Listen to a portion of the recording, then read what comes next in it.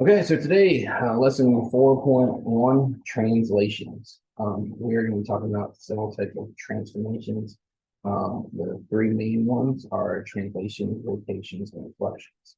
That's what these first three chapters will be about. There's one more on dilations as well, but they're a little bit different than the rest. So again, the idea here is all about the different types of transformations. Now, this first one, the translation, we're going to use something called a vector.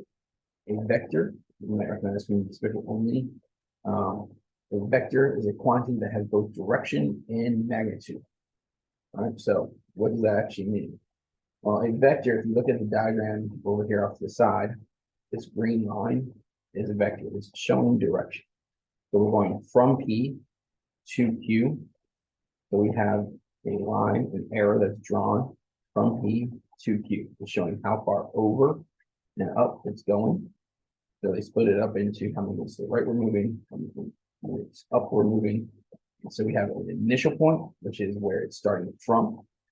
We have a terminal point, which is where it's ending. So P is our initial point, Q is our ending point. Now, again, it's showing direction and magnitude. So it's showing what direction it's going and it's showing how far it's going.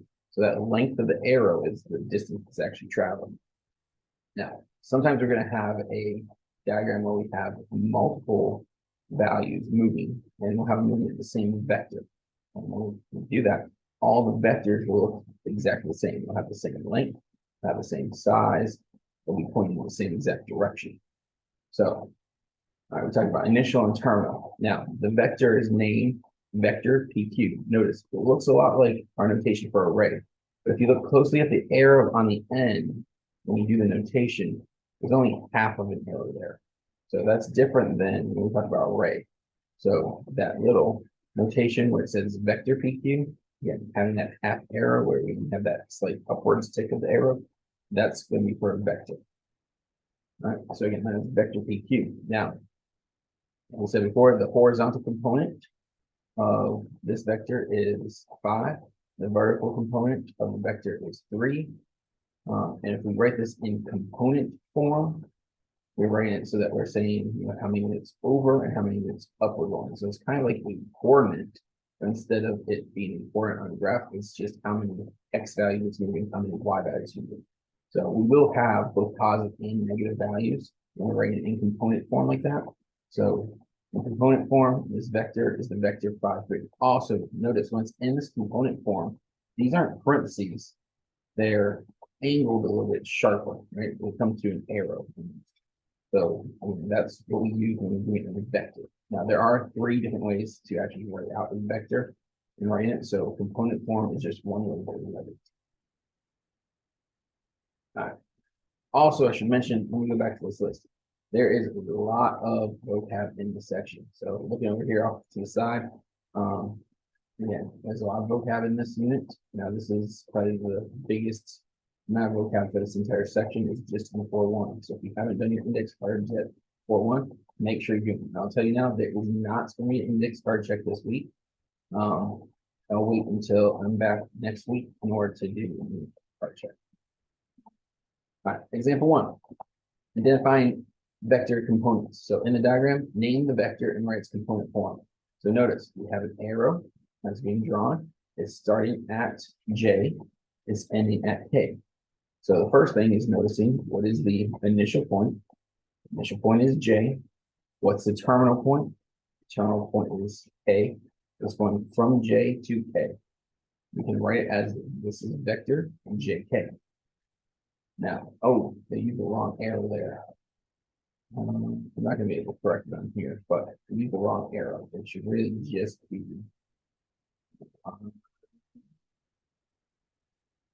upwards, take no lower, take on that arrowhead. It should look more like that. All right, the next part. We're moving from J to K, so how many units over are we moving? Well, we're moving a total of 1, 2, 3 units over to the right, so that's positive 3 units. And then once we go 3 units to the right, how many units are we going up? Well, we're moving 1, 2, 3, 4 units up. So that's a total of 4 units up. Again, that's a positive 4. So now writing it as a vector, that would be the vector in component form, 3, 4.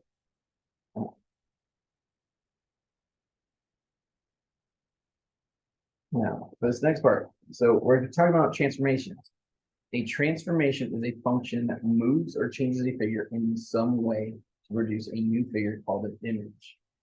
Another name for the original figure is the pre-image. The points on the pre-image are the inputs for the transformation, and the points on the image are the outputs. Again, you have to know this vocab because there's no way to do a lot of these problems if you don't know what they're talking about. So again, you need to know the words transformation, image, pre-image.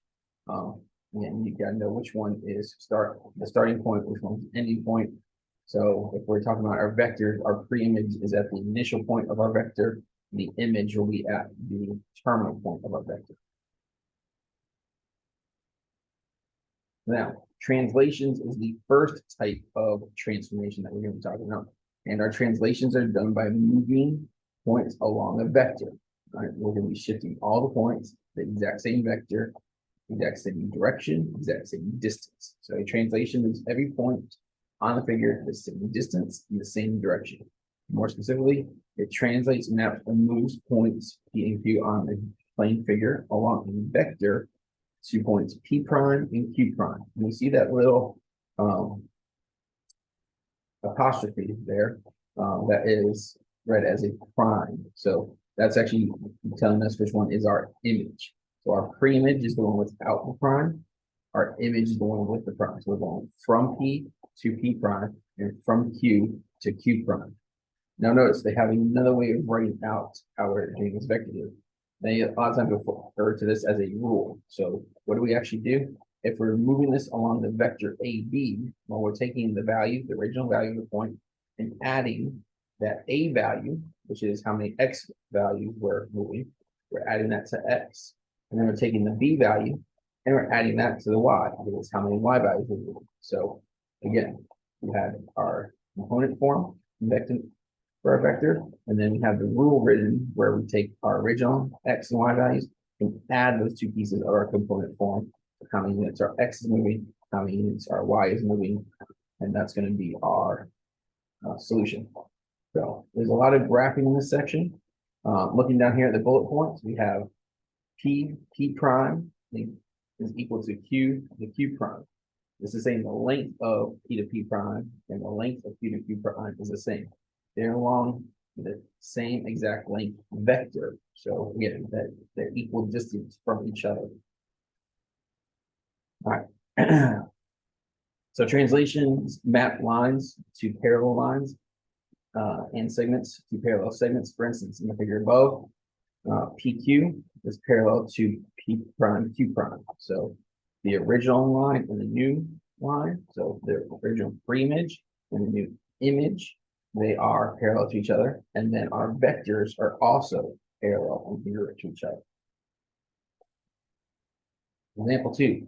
The vertices of triangle ABC are at 0, 3, 2, 4, and 1, 0. Translate triangle ABC using vector 5, -1. Now, do we have to draw it? No. Can we draw it? Yes. What are we doing? We're taking that 5 and we're adding it to each one of those X values, and then taking the Y value and adding it to each one of the Y values. So, again, what are we doing? We're taking that X value first. So this X value here, we're going to add to each of these X values to get to our prime. Then we do the same thing with the other values. So we have our -1, that's how far we're moving on the Y. We're going to add that to 3, to the 4, and to the 0. So we're taking those values and we're just adding to them. And that's going to give us our A prime, B prime, and C prime. Now, I know on this one it says graph first. We don't really have to graph on this one, but we can. So here is the points. We have the point 0, 3, we have the point 2, 4, and we have the point 1, 0. Now, we're going to take those and move them along that vector of 5, 1. So we're going to move each one of these points the same distance, both horizontally and vertically, So we have moved each one over 5 to the right and 1 down. 5 right, 1 down. We have that vector. Same thing for B. 5 right, 1 down. So again, look, the vectors, the green lines look exactly the same. Same thing for C. 5 right, 1 down. Again, that vector looks exactly the same. The slopes of all the vectors are the same. They look like they're equal length. We have our 3 new points. And all we've done was add those original values to x equal y. And now we have our new figure. Our new figure is A prime, B prime, C prime. It looks something like that. All right, so again, so recap, the blue is our pre-image, the red is our image. All right. Moving on.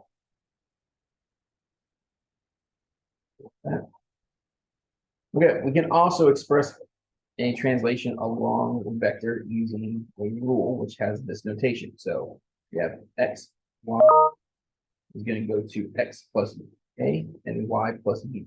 That's, again, usually referred to as a rule notation. So we had our component form, and now we're talking about writing it as a rule.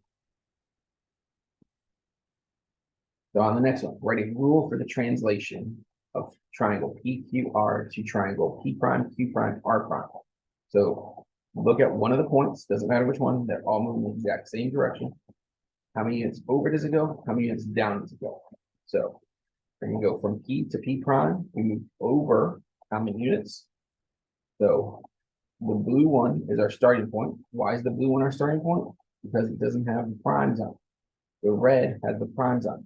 So we're going from the pre-image, which is in blue, to the image, which is in red and has the primes. They went over 1, 2, 3, 4 units to the left. That's going to be -4. And then we're going to go up 1 unit. That's going to be a +1. When we write it as a vector, it's -4, 1. When we put it as a rule, then we're going to take those values and we're going to subtract the 4 from x.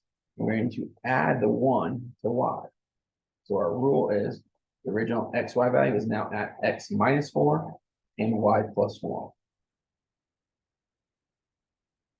right. So another example. Graph quadrilateral ABCD with vertices at A, B, C, and they get D, and they give us the points, and the image after this translation. So we are going to add 3 to each of the x values and subtract 1 from each of the y values. So first, graph the quadrilateral. We have our original points, and every single one of those, we're going to move along the vector of +3 and -1. So we're going to add 3 to the x values, subtract 1 from the y values. So for the first point, we'll show us that -1, 2. Again, add 3 to -1, you get +2. Take away 1 from 2, you get +1. So that's our new point. For B, same thing. Add 3, subtract 1. We get 2, then we get 4. Same thing for C. Add 3, subtract 1, we get 7 and 5. And one more time. For D, add 3, subtract 1, we get 7 and 1. For each time, we took that x value, how many units over we're moving, we're adding that to x. How many units down we're moving, we're subtracting that from y. So this is going to be our new coordinates and our new graph.